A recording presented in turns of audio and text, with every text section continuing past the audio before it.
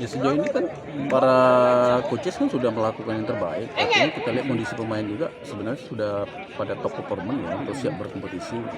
Tapi dengan adanya pengumuman kompetisi diundur ya artinya para pelatih harus berpikir ulang untuk meningkatkan perform pemain lagi gitu. Ya itu jadi kendala kan. Kita juga beban klub itu semakin panjang kan. Harga kan semakin berjalan terus. Nah, ini ya menjembatani antara tim dengan manajemen ini kan perlu apa yang bisa dilakukan karena September juga kita kan nggak bisa memastikan apakah ini Persib ini sudah akan turun atau tidak.